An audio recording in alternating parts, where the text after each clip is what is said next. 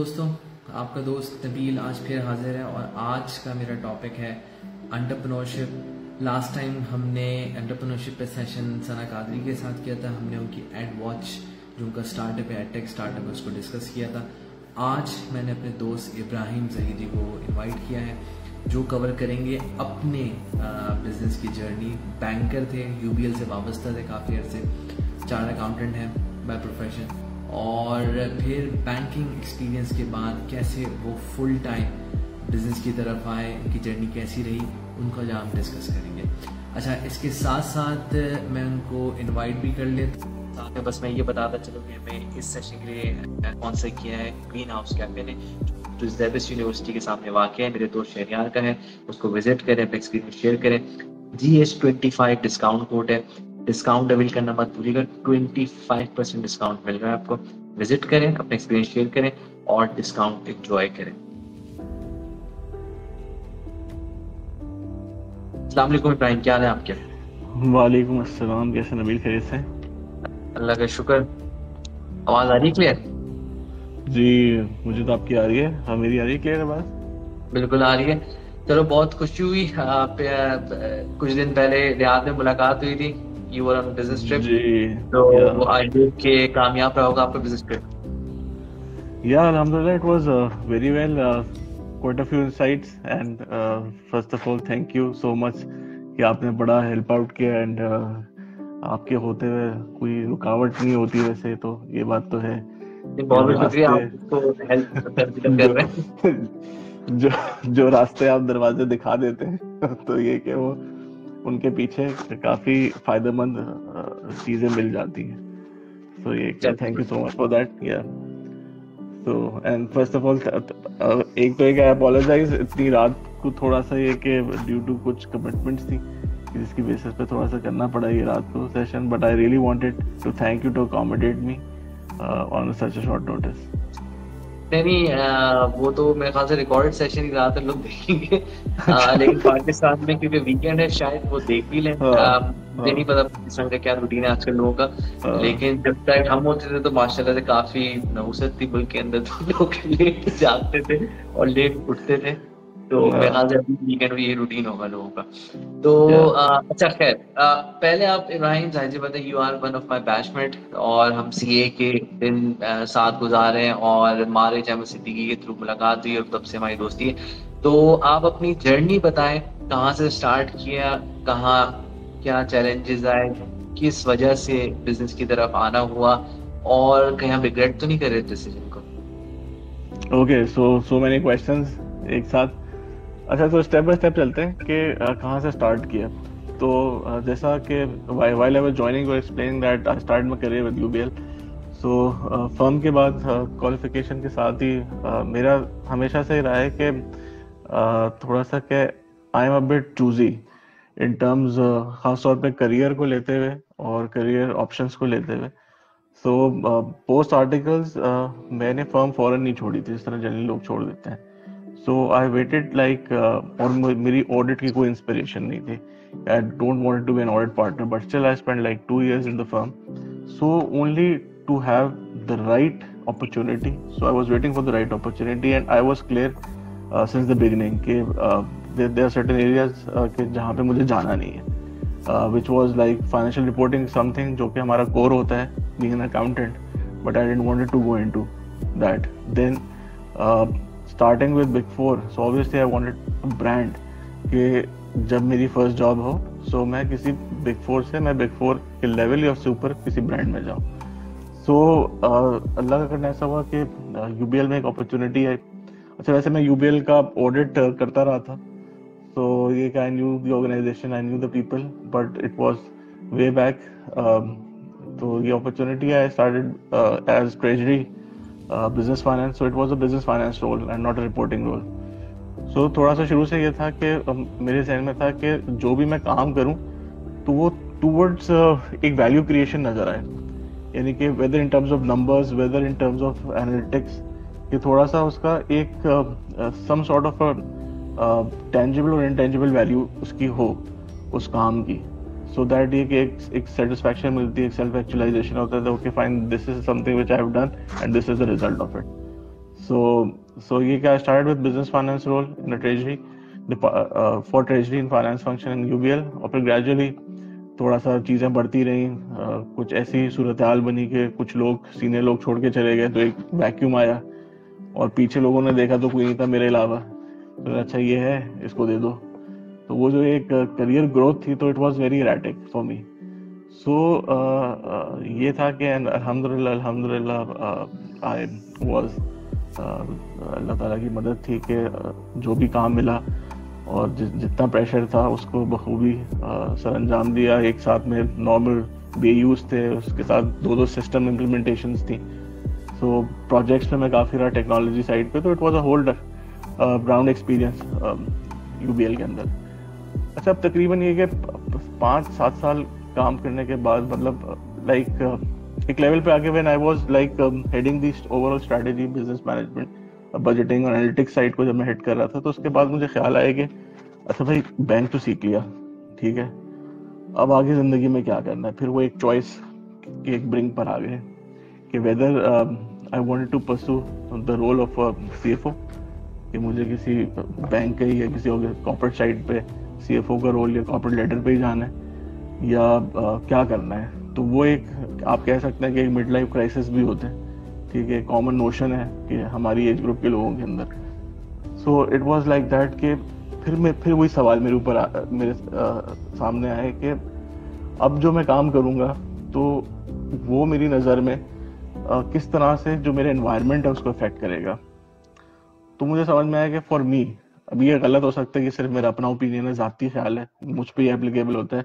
मुझे लगा कि फॉर मी, कि अगर मैं किसी ऑर्गेनाइजेशन में एक CFO रोल के अंदर चला जाता हूँ या something at C-suite level, maybe I would be doing something कि that would be indirectly affecting the organization, but direct वो वैल्यू क्रिएशन में मेरा कोई रोल नहीं है, ठीक है। ये अपनी इन्वायरमेंट के अंदर जो एक वैल्यू क्रिएशन की बात होती है, तो उसमें मेरा कोई डायरेक्ट रोल नहीं है, तो वो मुझे समझ नहीं आया। तो उस पॉइंट पे आई स्टार्टेड टू थिंक कि अब मुझे क्या करना चाहिए, क्या बिजनेस की तरफ आ जाऊं। अब एक तरफ एक स्टडी करियर, ग्रोइंग करियर, ठीक है, benefits, brand value, organisation value, कि जहाँ भी आ जाते हैं कहते हैं अच्छा मैं फलाना बैंक में काम करता हूँ, मेरी ये पोजीशन है, मेरे ये JD है, ठीक है, ये पोर्टफोलियो जो मैं देखता हूँ, तो it's a wow factor. And पूरी ऑर्गेनाइजेशन में अगर आपका प्रेसिडेंट के साथ इंटरेक्शन हो रहा हो वन वे और दी अदर किसी भी कैपेसिटी में, सो इट मींस कि you are going on a right trajectory, कि आपकी रीच वहां तक तो चली गई है। तो उस पॉइंट पे आके डिसाइड करना कि यार देखें, अब it's high time that I need to think. अच्छा, अब हुआ ये कि अगर हम बात करें कि स्विच किस तरीके से बिजनेस की तरफ, तो ये जहन में कुछ कशमकश चल रही थी। अच्छा, फिर इत्तेफाक की बात है कि I was sitting with one of my friends, so वहाँ पे यही बातें डिस्कस होती थी कि भाई क्या करना है, किस तरीके से करना है, आप क्या कर रहे हैं, हम क्या कर रहे हैं। तो उन्होंने अपने बारे में बताया। वो एक कंसल्टिंग फर्म के साथ काम कर रहे थे on the actuarial side, and they had this opportunity because they have pivoted in the KSA market. अच्छा, at that point I didn't had any insights कि KSA मार्केट में सब क्या हो रहा है, क्या अपॉर्चुनिटीज हैं। While discussing with them, कुछ ख्यालात आए, कुछ वरगलाया, कुछ लोगों ने ये किस, सॉरी, किस ईयर की बात है? ये बात मैं कर रहा हूँ मिड 2018 की। 2018, ओके। मिड ऑफ 2018 की ये हमारे कुछ आहिस्ता आहिस्ता जो होता है ना, वसवसे आने शुरू हो गए थे दिल के अंदर। तो वो वसवसे आते रहे ये मिड 2018 में। फिर उसके बाद वहाँ UBL में भी चीज़ें कुछ चल रही थी, ठीक है। सो अब जब उन्होंने बताया कि भाई हम लोग इस तरह से हमारा सेटअप है, there is a joint venture and SOCPA in Saudi Arabia, the accounting regulator is now transitioning to IFRS।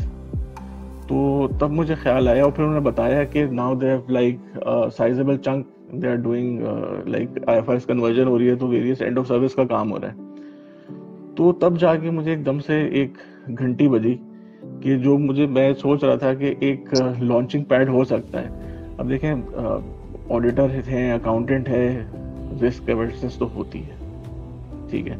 So obviously we tend to think के, और ये रिस्क अवेयरनेस की वजह से ये होता है कि हम अपने एक स्टेबल जो करियर है, ठीक है, उसको लेट गो करते हुए बहुत सोचते हैं, ठीक है। बहुत सारे जो कॉलीग्स हैं, जो बैचमेट्स हैं, जब उनको पता चलता है और वो कहते हैं कि वो सुनते हैं तो कहते हैं यार what a bold step you have taken.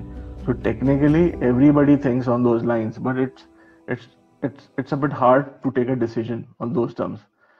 मेरे साथ थोड़ा सा ये इस तरीके से हो गया था कि I have got an opportunity to test myself. Okay, so I propose an proposition के let's create a desk where we can synergize and leverage with each other's skill set.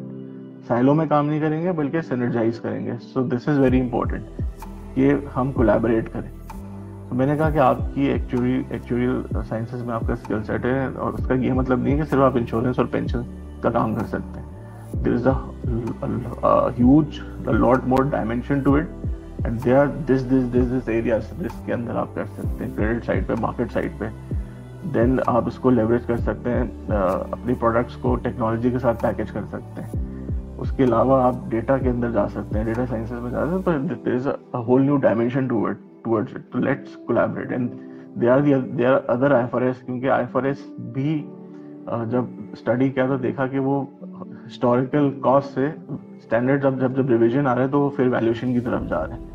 So there is lot more financial modelling which is now involved in IFRS. So what I propose that let's leverage your skill set and my domain knowledge and create something which is new to the industry and let's test.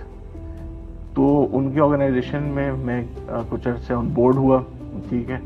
हमने काम start किया, हमने देखा कि मैंने देखा in fact कि क्या वाकई कंसल्टेंसी मटेरियल है कि नहीं. मैंने कहा कि मैं अपने आप को कम से कम कुछ टाइम देता हूँ, 1-1.5 साल देता हूँ. लेट्स सी कि how well I can do in this domain. And God forbid अगर मैं मुझसे नहीं हुआ तो इंडस्ट्री तो पीछे खुली है, रोड क्रॉस करके वापस वहीं पहुंच जाऊंगा जहाँ से निकला था. तो सिर्फ एक चुंदीगढ़ रोड के लेफ्ट और राइट हैंड साइड का ये फर्क था. तो वैसे ऑडियंस के लिए वैसे तो सब जानते ही होंगे चुंदीगढ़ रोड के बारे में. It's a financial hub Karachi के अंदर, but still if someone who doesn't know so ये के. तो खैर this was the decision which I have taken and those guys उन्होंने भी मुझ पे फेथ किया and they hired me.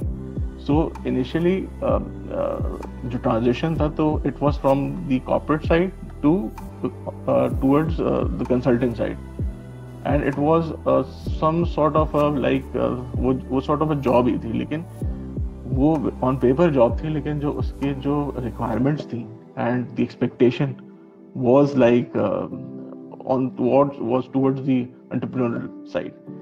You are now creating your own portfolio, you are managing and you are delivering your portfolio. So technically you are responsible for each and everything which is there in the portfolio, A to Z. So वो हमने देखा, वो waters test किए और उसके बाद हमें अंदाजा हो कि यार this is something which is doable and achievable. And उसके बाद मजा आने लगा, क्योंकि ये वो चीज़ थी कि जब नजर आ रहा था कि यार मैं अपनी एफर्ट से जा रहा हूँ, मैं सेल्स कर रहा हूँ, मैं फर्म के लिए रेवेन्यू जनरेट कर रहा हूँ, मैं उस रेवेन्यू को जनरेट करने के लिए लोगों को हायर कर रहा हूँ, एम्प्लॉयमेंट जनरेट हो रही है, ठीक है, और चीजें डिलीवर हो रही हैं. तो इट्स अ होल चेन. और ईच एंड एवरी प्रोजेक्ट की डिलीवरी के बाद आप समझें जो एक मेंटल पीस मिलता है कि यार चलो fine, okay fine, this is something which I have created. तो वो जो सेल्फ एक्चुअलाइजेशन है, this is actually the driving force जिसने मजबूर किया कि मैं एक स्टेडी कॉर्पोरेट लाइफ को छोड़ के एक साइक्लिकल एंड क्या कहना चाहिए कि एक इनिशियल फेज के अंदर तो कहना चाहिए कि वेव्स ही होती हैं जिनको आप राइड करते हैं. तो उस साइड पे मैं आया. तो आई थिंक जो आपने कुछ देर पहले 10 मिनट पहले सवाल पूछा था, तो I have tried to cover each and everything and this is my journey. एक चीज बहुत अच्छी लगी जो कि मैं समझता हूँ कि स्टेप अप है पूरे.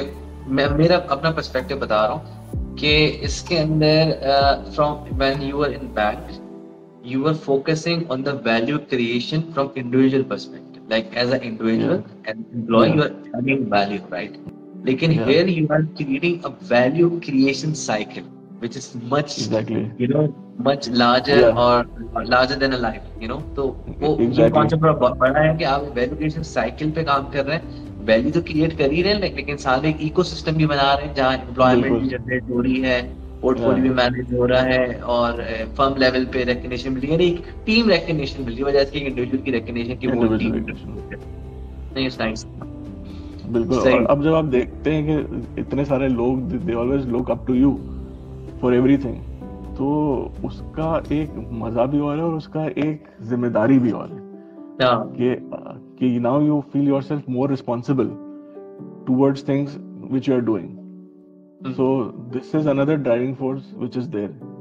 The sense of responsibility, though it's always there, but in this particular case कि जब आप इतने सारे लोगों की का जब आपको पता होता है कि मंथ एंड पे पेरोल निकालना है, ठीक है, वो पेरोल चलाना है, वो अब आपने चलाना है पेरोल, ठीक है, सो वो जो जिम्मेदारी होती है, और एक दिन से दूसरे दिन पे भी नहीं जाना चाहिए मामला, so this is a different ball game. बिल्कुल यस। तो अच्छा, राहिल सलीम कह रहे हैं सलाम इब्राहिम भाई। वालेकुम सलाम Rahil, thank you for watching and you are up that late on weekend. अच्छा, तो राहिल मेरे साथ यूबीएल में होते थे। अच्छा। तो अच्छा, अब ये एक सवाल ये है कि अब what is your vision you from individual value proposition, from value creation life cycle या value creation cycle create करने के बाद you are managing, definitely next level ये होता है कि उसको scale up करना, ठीक है, लेकिन what's your vision? और to be honest, अगर हम average जो पाकिस्तान स्टडीज या मुताले पाकिस्तान में जो एवरेज लाइफ लिखी हुई है पाकिस्तानी मर्द की, तो उसको अगर जहन में रखते हुए बात करें तो हमारे पास मेरे ख्याल से 25-30 साल हैं काम करने वाले रिटायरमेंट से पहले वाले, तो मैक्सिमम बता रहा हूँ मैं, ठीक है, जिसके अंदर मैं 60 से ऊपर भी थोड़ा जा रहा हूँ, काम कर रहा हूँ, क्योंकि you are in business right, you are not, तो आप 4-5 ग्रेस पीरियड भी 5 साल का ले रहे हैं सब, तो आप 25-30 साल हैं आपके पास, ठीक है, एक है, तो आपका विजन क्या है? क्योंकि at the moment you are delivering your portfolio, लेकिन there will be a time जहाँ इंसान की लिमिटेशन होती है, और ये मेरा मैसेज उन सब लोगों को है जो कि जनरेशन एक्स से हैं और वो इलेक्शन और सब चीजों में जा रहे हैं, you are associated with ICAP as well, लेकिन they can not deliver actually, and we know it, millennials know it, they can not deliver, capability नहीं है, कैपेसिटी नहीं है, उनको समझना चाहिए, उनका काम भी नहीं है, ठीक है, उनसे वो पत्थर उठाने लायक उनकी एज नहीं है, उनको गाइडेंस देनी, ठीक है, मेंटोरशिप पे आना है, नए लोग आए और वो डिलीवर करें, तो अब आप उस तरफ जा रहे हैं, आहिस्ता आहिस्ता मूव कर रहे हैं, विजन क्या है अब आपको एग्जैक्टली। देखिए, अभी तो आप समझें कि अभी तो पौधा लगाया है, ठीक है, अभी तो पौधा लगाया है और एक अच्छे माली की तरह या एक अच्छे गार्डनर की तरह अभी तो उसको सेज रहे हैं, ठीक है, उसको उसके गिर्द क्या कहना चाहिए कि खारदार तारें भी लगाई हैं, आप समझें कि एक फलदार पौधा लगा है इस वक्त, ठीक है, ये जिसका बेनिफिट जो है वो ओवर द लाइफ होना है, एंड दिस पौधा has to be a sustainable पौधा which will turn into a big fruit giving tree. So technically this is the vision कि ये एक अभी पौधा लगाया है जिसको हम बहुत अच्छे तरीके से सेंच रहे हैं, उसके अंदर बहुत अच्छी किस्म की हम खाद डाल रहे हैं, ठीक है, महंगी तरीन, जो कि इसकी नशोनुमा करे, बेहतरीन पानी, बोरिंग का पानी नहीं बल्कि मीठा पानी, सही है। So these are the elements which are going into the practice right now, ठीक है, in terms of the resources, in terms of the capacity, in terms of the line of services, and the whole entire objective and the vision is to have a sustainable practice that will eventually run on its own. It's not something which should be a family owned thing of like couple of founding partners or like something which is कि वो उनके साथ ही फिर चली जाए बाद में और कोई उसका नाम निशान ना हो कुछ 1-2 जनरेशन बाद, rather it should be something which should go कि सस्टेनेबल तरीके से, जिस तरह हमारे पास एग्जांपल है यहाँ पे जो बड़ी बड़ी हमारी अकाउंटिंग फर्म्स हैं वो जिस मॉडल पे चल रही हैं, तो क्वालिटी एंड आपको क्या कहना चाहिए कि अवेयरनेस लाइक कि एनवायरनमेंट में क्या हो रहा है, ठीक है, अपने आप को अप टू डेट रखना कि ऑर्गेनाइजेशन को जिनको आप सर्व करने निकले हैं, जिनके लिए आप वैल्यू क्रिएट करने निकले हैं, ठीक है, तो you should be up to date in terms of कि what are the challenges environmental, और आप जो है उनको उस लेवल पे सपोर्ट प्रोवाइड करें, और उसके लिए आप कैपेसिटी अपनी उस तरह से ओवर द पीरियड बिल्ड करें, और उसकी कंटिन्यूस इम्प्रूवमेंट एंड लर्निंग, यानी उसकी कंटिन्यूस डेवलपमेंट का एक आपका मॉडल होना चाहिए. तो there are certain elements which are required, and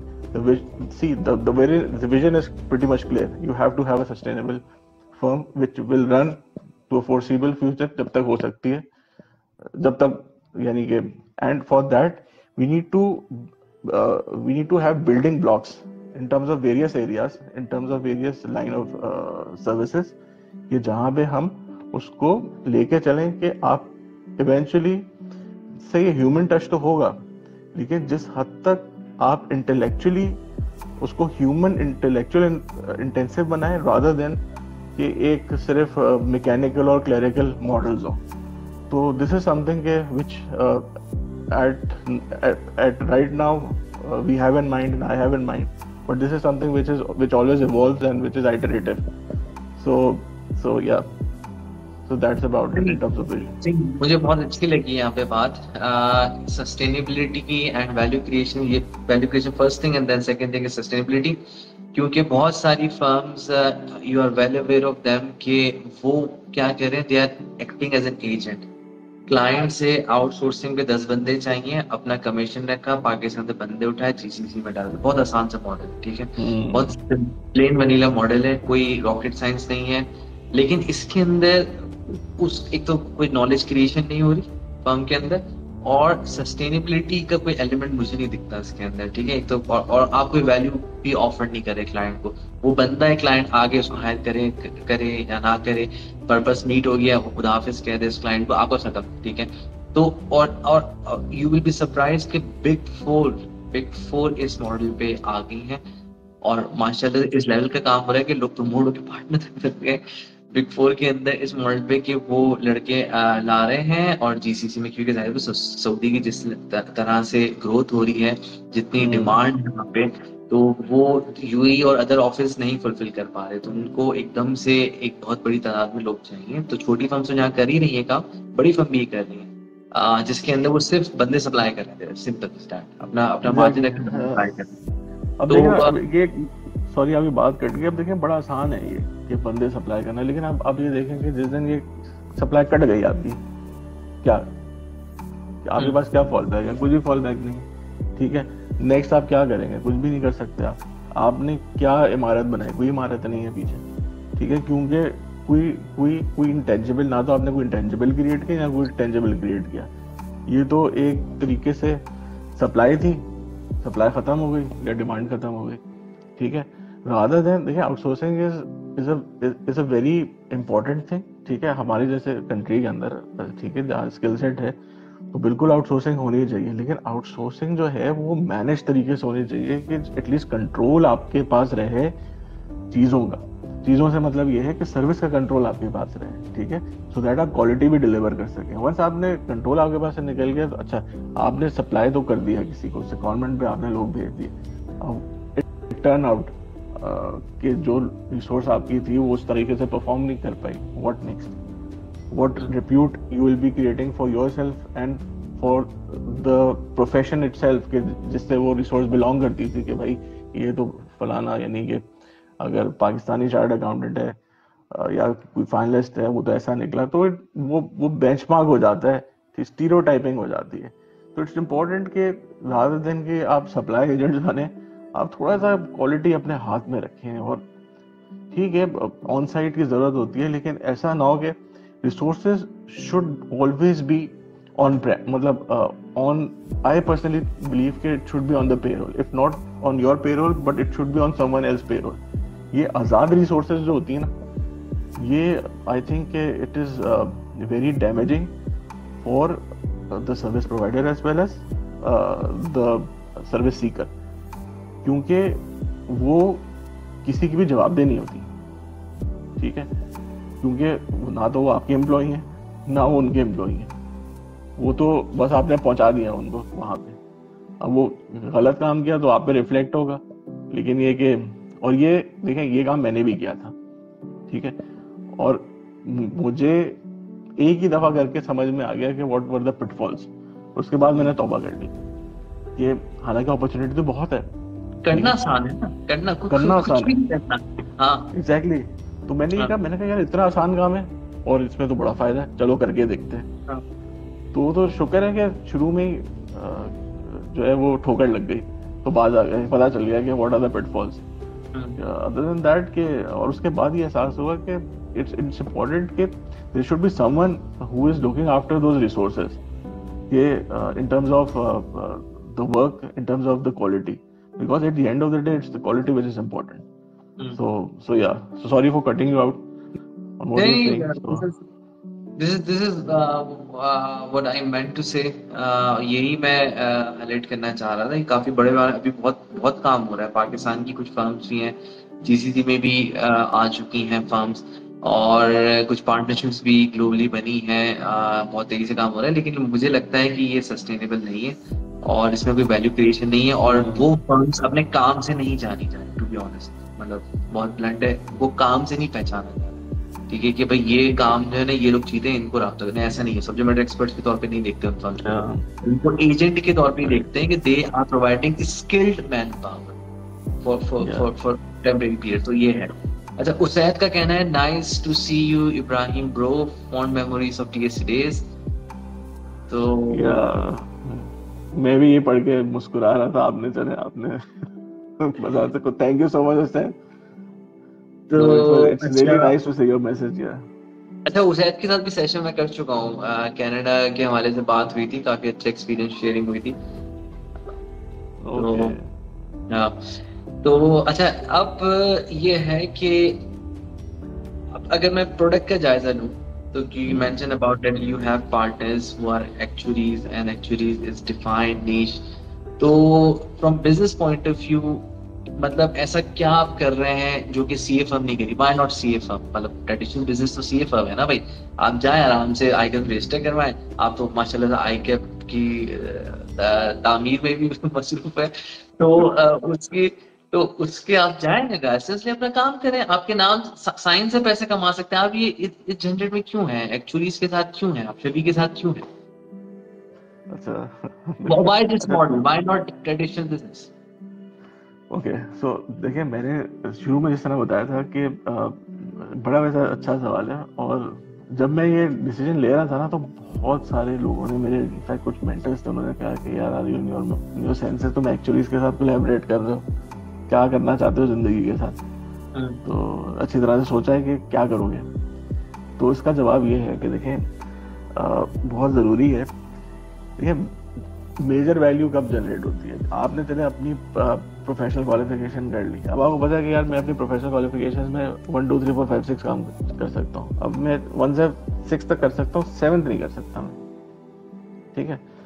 अच्छा, जब आप एक बिल्कुल डाइवर्सिफाइड सेट ऑफ पीपल के साथ काम करेंगे तो उनकी ABCDEFG होंगे वो, ठीक है। आप 1 2 3 4 5 6 है, आपका स्किल लेवल है वो ABCDEFG होगा, ठीक है, बिल्कुल मुख्तलिफ, ठीक है। अब जब ये 1 2 3 4 5 6 और ABCD आपस में मिलेंगे तो आप सोचेंगे ये जो मल्टीप्लाई इफेक्ट होगा, ठीक है, जो परम्यूटेशंस बनेंगी, it won't be a combination, rather it will be permutations, ठीक है।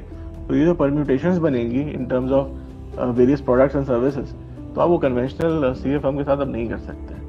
सो ये थोड़ी सी है, बिल्कुल हमारे प्रोफेशन में लेके हम अकाउंटेंसी कर सकते हैं, हम इंटरनल ऑडिट कर सकते हैं, हम गवर्नेंस का काम कर सकते हैं, ठीक है। लेकिन हमारे लिए थोड़ा सा चैलेंजिंग हो जाएगा कि हम स्टोकेस्टिक मॉडलिंग करें, ठीक है। हम जो है ब्लैक शोल्स कुछ हद तक कर लें, लेकिन ये कि उसके अलावा जो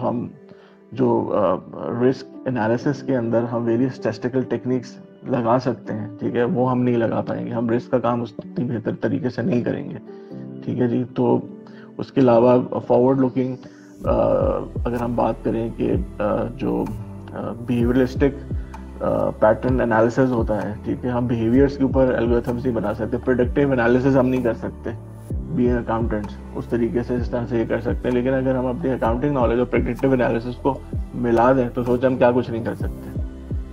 तो यही वजह है कि इसको हम 1+1 2 नहीं बल्कि 1+1 11 के तौर पे देख रहे हैं, और एक्चुअलीज के साथ जाने की एग्जैक्टली यही वजह थी। और एक्चुअलीज के साथ तो थे, अब साथ में हमने टेक्नोलॉजी को भी इनबिल्ड कर दिया है। So now it's like 3 pillars, the core accountancy domain, the actuarial domain and the technology domain. So now all these 3 domains are now gelling together and creating various products. So ये कि अभी मैं आपको बताऊं, relatively that's your comparative advantage actually if anybody is engaging your firm, so you're not only accounting but also bringing the technological and actuarial aspect into it. So it's a built-in product, right? Having 3 different features. 3 different products and our first major accomplishment अगर मैं आपको बताऊं, अभी recently हमने एक अपना product demo दिया था इंश्योरेंस एसोसिएशन ऑफ पाकिस्तान को, IAP को. There were like 27 companies there. The CFOs and C-level executives were there in that demonstration and basically एक नया अकाउंटिंग स्टैंडर्ड आया. देखें अकाउंटिंग स्टैंडर्ड आया है, ठीक है, IFRS 17. So yes, core accounting domain is there.